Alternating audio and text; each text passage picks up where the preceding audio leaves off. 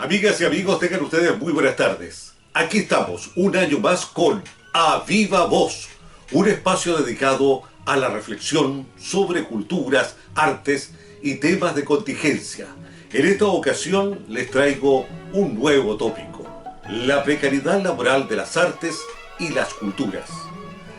Bueno, esta reflexión que haré examina de modo somero la realidad laboral de las artes y las culturas en Chile, enfatizando algunos ejemplos en torno a las condiciones desventajosas y las consecuencias que conllevan para la existencia de los trabajadores y trabajadoras de este sector.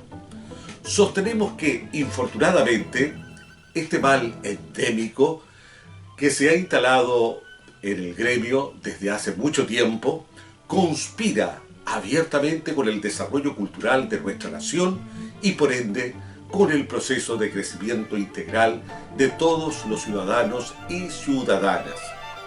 Al respecto, se argumenta que la precariedad laboral es un asunto complejo y multidimensional, el cual tiene muchas aristas e implicaciones entrelazadas e interdependientes para la existencia de las personas, tanto en lo profesional como en lo personal. Los estudios en esta materia concluyen que la precariedad habla de un problema de fondo, es decir, sistémico, el que se ha agudizado por los conflictos estructurales que arrastra el país por largos años y por el reciente periodo pandémico que hemos vivido. Un estudio hecho el año 2014 por el proyecto Trama nos revela algunos datos que son realmente reveladores. Por ejemplo, los trabajadores dedicados a la cultura viven, dice el informe, en la precariedad, desprotección social y se ven afectados por insuficiencias de políticas públicas que colaboren en su formación y desarrollo. Algunos datos reveladores que podemos extraer de dicho informe nos señalan que un 88,3% no tienen contrato o boleta, versus el 9,6% que posee un contrato a plazo fijo, mientras que un 56% de los trabajadores lo hacen en forma independiente o por cuenta propia. A su vez, entre el 45 y el 50% de los trabajadores de la cultura se dedican exclusivamente a su labor artística y logran mantenerse con ella. Bueno, los datos son realmente llamativos y no hacen más que comprobar esta precariedad de los trabajadores y trabajadoras del mundo de las artes y las culturas. Bueno, otro aspecto que podemos analizar es dos situaciones que resultan ser paradójicas. La primera dice relación que la práctica en este gremio tiende a ser autónoma y vocacional. Sin embargo, suele estar sometida a la explotación y dependencia de tradicionales y nuevas formas de estructuras generadas por el paradigma neoliberal y sus instituciones.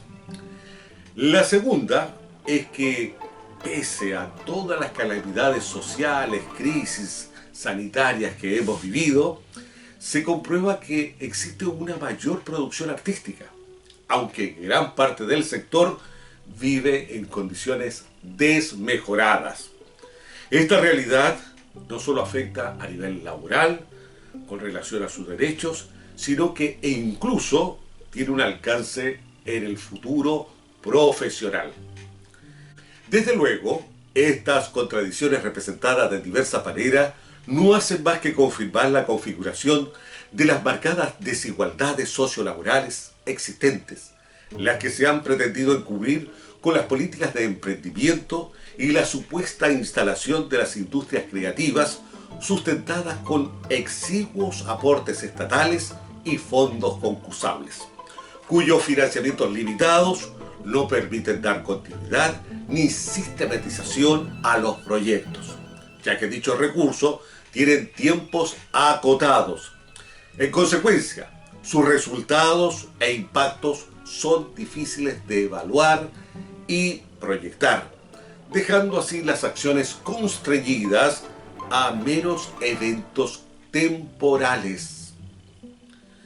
Antes de revisar algunas situaciones alarmantes y transversales, cabe hacer notar que los problemas identificados se refieren a aquellos profesionales cuyas remuneraciones, por lo menos en un 60%, provienen de una labor artística, sean estos con títulos profesionales o que por su vocación, formación educativa y vínculos sociales continuamente están trabajando en esta área, ya que mediante los financiamientos públicos o privados puede materializar su producción cultural o bien colaborando en instituciones culturales. Según podemos constatar, la salud es uno de los tópicos que provoca desaliento y desprotección. Muchos de los artistas deben recurrir al hospital o a algún CEFAM en calidad de simples indigentes, puesto que la mayoría de las personas no están afiliadas a ningún tipo de previsión. Precisamente una de las demandas de las organizaciones artísticas nacionales ha sido que exista un sistema que se adecúe a la realidad de los artistas, porque las condiciones y las características de trabajo son distintas, pues ellos viven de su producción. Algo parecido ocurre con la jubilación, todo lo cual tiene su correlato en el alto porcentaje de trabajo de tipo informal e independiente de contrato. Otro punto álgido son las contrataciones en las instituciones públicas y privadas. La mayoría de los profesionales tienen contrato a honorarios, a veces por 3 meses, cuyos sueldos tampoco son pagados en la fecha que corresponde. En ciertos casos, aunque parezca una exageración, los artistas deben literalmente mendigar a las entidades para que se les cancelen los sueldos, cuyos montos están por debajo del salario mínimo, pues así lo ha determinado la autoridad y las estructuras burocráticas, aduciendo siempre falta de presupuesto o porque existen otras necesidades más urgentes, relegando de esta manera el trabajo artístico a un oficio de menor envergadura o a una actividad extraprogramática. De este modo se ignora el papel importante que juega el arte como una herramienta coadyuvante en la formación integral de los ciudadanos. En suma, se llevan a cabo estas tareas con mínimas prestaciones sociales y bajo sueldo. Además, los artífices, para subsistir, deben inventar sus propios proyectos, obteniendo recursos de pocas empresas o del Estado, lo que les ofrece una cierta estabilidad económica, pero siempre por un tiempo definido. Empero, una vez agotados esos fondos, deben volver a buscar financiamientos para continuar con sus producciones culturales. Asimismo, están obligados consecutivamente a establecer ajustes a sus programas con el fin de amoldarse a las adversas condiciones laborales que experimentan, afectando definitivamente la calidad de sus artefactos y producciones. Quienes trabajamos por muchos años en esta disciplina, sabemos que la creación no se ajusta a los horarios comunes de una oficina. Por el contrario, el artífice en todo momento debe estudiar, investigar, crear y proyectar su labor. A ello sumemos la búsqueda constante de financiamiento que debe hacer para plasmar sus creaciones, lo que implica que regularmente se encuentra compitiendo para obtener las becas y los estímulos que otorgan las instituciones culturales públicas. Y una vez que estas iniciativas concluyen, debe volver a concebir nuevas fórmulas para obtener los auspicios. A nuestro juicio, es evidente que los concursos tienen un componente perjudicial, porque originan comportamientos que conspiran con las acciones solidarias que deberían suscitar estas instancias. La observación empírica nos confirma que los lazos de solidaridad entre los productores culturales fuera de su círculo fraterno son débiles y adversas.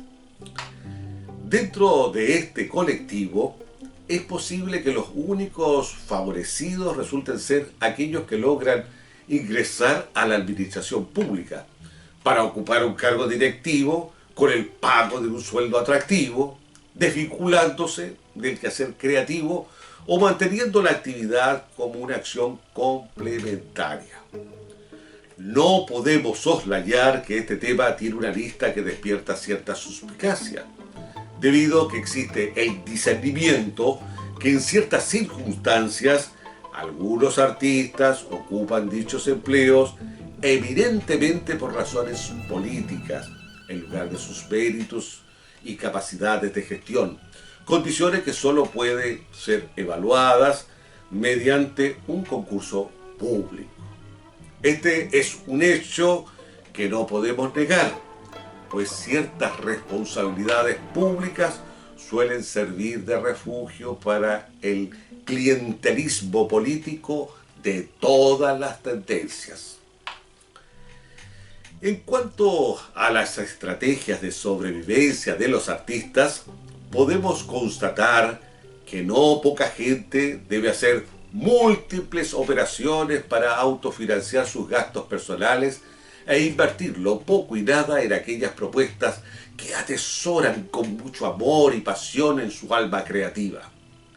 Al punto que algunos conducen colectivos, venden todo tipo de mercancía, cuidan a niños y ancianos, animan fiestas, se transforman en modelos, hacen rutinas artísticas en los semáforos y todo cuanto imaginen para resolver sus necesidades inmediatas. Está claro que tratar de cumplir simultáneamente varias actividades laborales reduce los tiempos de descanso y esparcimiento y atenta contra la convivencia familiar, produciendo una erosión de sus relaciones personales con sus amigos, parejas o hijos. En otro orden, a las mujeres no le es favorable tener descendencia, pues aquello pone en riesgo las posibilidades de trabajo, con todas las derivaciones económicas que esa situación conlleva. Por lo tanto, prefiere postergar la expectativa familiar porque comprende que existe una vinculación estrecha entre la dimensión económica laboral con su praxis cultural. Suma y sigue. A los artistas escénicos independientes no se les pagan los ensayos, sino que reciben su ingreso hasta que se estrena la obra y comienzan las funciones, por lo que pueden pasar muchos meses sin percibir remuneración alguna. Y ante tal situación los hacedores se tienen que reinventar, efectuando otras prácticas laborales como las ya descritas. Asimismo, las instituciones encargadas de velar por la protección y el desarrollo de las actividades culturales, llámense municipalidades, universidades, colegios, gobierno regional, generalmente no destinan fondos para el fomento y el sostenimiento de programas y equipos de trabajo a largo plazo. Si bien algunas de ellas tienen unidades y departamentos para cumplir con ese propósito, no obstante, no están en condiciones de respaldar proyectos mayores, así como la Fundación de Escuelas Superiores de Artes, Centro de Talento Artístico, Escuela de Teatro, talleres artísticos poblacionales, programas de intervención artística cultural vecinal, programas artísticos para adultos mayores, centro de producción y venta artesanal, ferias permanentes de libros, programas de extensión a otras regiones, programa de extensión a localidades rurales, programa permanente para niños y niñas. Tampoco existe un plan estratégico de carácter regional que permita el concurso, la participación activa de las organizaciones de base, las entidades públicas y la comunidad artística. Todo lo cual podría dar como resultado un conjunto de fuentes laborales que podrían aprovechar los trabajadores de este sector. Penosamente, han pasado diferentes gobiernos de turno. Se han hecho varios diagnósticos y se han dado discursos por parte de las autoridades favorables a las artes y a la cultura. Pero en la realidad, este paradigma no ha cambiado. Se sigue con la política de subsidio. Es más, los organismos gubernamentales no cuentan en su planta estable con profesionales del arte. Tampoco existe la decisión política de implementar estas líneas de trabajo y contar con especialistas. Entonces, dígame, ¿cómo las instituciones públicas promueven actualmente el arte y la cultura? Bueno, habitualmente después de pasar por muchos filtros administrativos, burocráticos, reuniones, exámenes, análisis, en algunos casos se llega a pactar con algún maestro o maestra para que preste servicio en un programa con un tiempo definido y con un elenco que mayormente trabaja ad honorem o con una mínima ayuda económica. En cambio, cuando hay eventos organizados por la autoridad o están en periodo de campaña política, ahí sí se recurre a los artistas para que animen sus afanes particulares. En otras oportunidades, las empresas y los organismos públicos contratan a productoras, quienes ganan millonarias propuestas con el fin de presentar a distintos artistas de la capital, sin dejar nada, aparte del show, ningún otro beneficio para la región. Como vemos, el relato sugiere cambios profundos en las políticas culturales.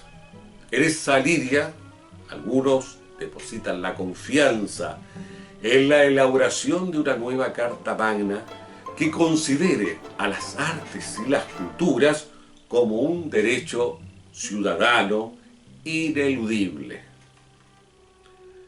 De acuerdo a nuestro criterio, creemos que es preciso incorporar algunos cambios institucionales relacionados con las transformaciones de leyes y normas que regulan la actual organización cultural, por otras que proponga la misma ciudadanía organizada como rectora de una política cultural de perfil democrático y participativo.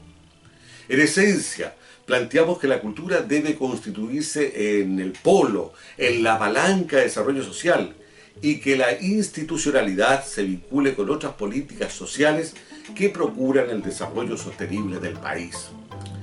Igualmente, es urgente dejar atrás la burocratización y esa falta de accesibilidad a los circuitos culturales. A última hora se debe resolver con acciones concretas la carencia de redes de producción y distribución de los artefactos artísticos con el objeto de posibilitar mayores fuentes laborales e ingresos económicos para los artistas. Muy bien, hemos urdido una extensa deliberación con la intención de develar, conforme a nuestra hipótesis, las causas que originan la condición de fragilidad y los niveles de precarización y empobrecimiento en este ámbito profesional. En términos objetivos, como ya hemos dicho, el detrimento del mundo artístico nacional resulta ser una consecuencia de los modelos sociales y culturales implantados en Chile por diversos gobiernos dictatoriales y democráticos. Sabemos que la tarea no es fácil, considerando que la cultura aún no es vista como una prioridad a la hora de asignar fondos. Con todo, debemos continuar reforzando los valores de equidad e inclusión para poder dar voz a una comunidad que a veces se moviliza en las aguas del quietismo y la farándula, alimentada naturalmente por las élites social que detentan el poder político y económico en el país. Para concluir, deseo bosquejar algunas claves, las que podrían revitalizar desde el punto de vista laboral y artístico a este sector. A ese tenor proponemos lo siguiente. Primero, elegir una arquitectura cultural que tenga una concepción descentralizada, democrática y vinculante con los valores intrínsecos de una cultura. Creatividad, conocimiento crítico, diversidad, memoria, ritualidad, etc. Segundo, democratizar la cultura. Esto significa que todos los estamentos sociales, sindicatos, juntas de vecinos, agrupaciones sociales y culturales, tengan una representatividad de manera efectiva y real. Además, es vital que se ponga en valor, resignifique y proyecte la cultura y el arte más allá de los recintos propios de la estructura institucional cultural, creando nuevos productos y artefactos culturales en los mismos espacios donde el hombre vive y trabaja. En concreto, se debe instalar en el seno de la misma comunidad espacios de formación, creación y proyección, todo lo cual redunda, entre otras ventajas, en la creación de nuevos puestos de trabajo para el mundo artístico y cultural. Tercero, invertir mayores recursos públicos en infraestructuras y obras artísticas culturales, no tanto en la burocracia, sino en obras que sirvan a la población, que sirvan a la ciudadanía en general, sobre todo a los sectores sociales más postergados socialmente de la cultura, llámense pobladores, niños, jóvenes y adultos mayores.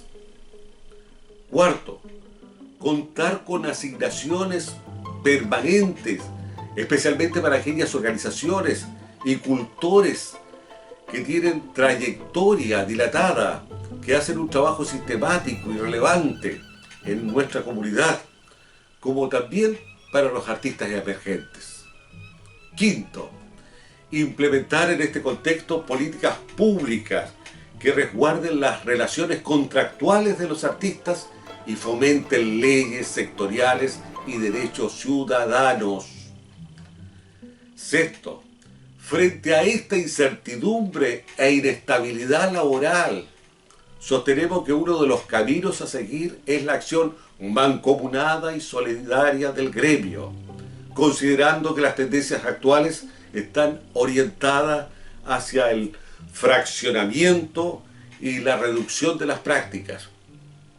En ese sentido, es importante tomar en cuenta las experiencias sindicales y de organización colectiva, las cuales pueden constituirse en fuerzas sociales efectivas que respondan a los procesos de degradación y precarización profesional. Colegimos que, si la cultura la consideramos como un eje fundamental del desarrollo social, en consecuencia, aquellos que se dedican profesionalmente a este quehacer merecen y necesitan niveles dignos de remuneración, de protección social e implementación de políticas públicas en lo que atañe a la empleabilidad y a la subvención del Estado. Todo lo cual permitirá un impulso sostenido de los hacedores y de los beneficiarios, pues a todas luces la cultura es un bien común y un derecho de todos los ciudadanos y ciudadanas. Bueno, este ha sido mi comentario del día de hoy aquí en A Viva Voz. Lo digo con toda pasión y honestidad, puesto de que conozco en carne propia lo que se vive en el mundo laboral de los artistas de Iquique y también de muchas regiones. Necesitamos cambiar el paradigma. Necesitamos también incorporar equipos dentro de la institucionalidad que tengan inteligencia, que pongan creatividad y que tengan capacidad de gestión. No es solamente problema de recursos financieros, es gestión, así como hemos visto en otras latitudes que consiguen justamente fondos internacionales para poder restaurar el patrimonio o para realizar un proyecto permanente en la comunidad. Terminemos con la política subsidiaria, terminemos con los concursos amañados muchas veces, terminemos con esta dinámica de hacer eventos por evento. Pongamos en funcionamiento equipos que sean ligados, vinculados con la comunidad. Trabajemos con las agrupaciones de base. Hagamos trabajos permanentes dentro del seno de las comunidades más divorciadas del quehacer cultural. No podemos seguir con el activismo cultural, con los eventos y con programas cortoplacistas. Hay que cambiar el paradigma y hay que generar leyes que protejan la situación laboral de todos los trabajadores del arte y la cultura, puesto que hay mucho aprovechamiento, hay explotación y hay también desidia frente al trabajo de los artistas. Este ha sido mi mensaje. Ojalá que ustedes en casa reflexionen, piensen, discutan y también den su opinión. Para mí es un agrado compartir con ustedes este programa aquí en A Viva Voz. Hasta siempre, amigas y amigos.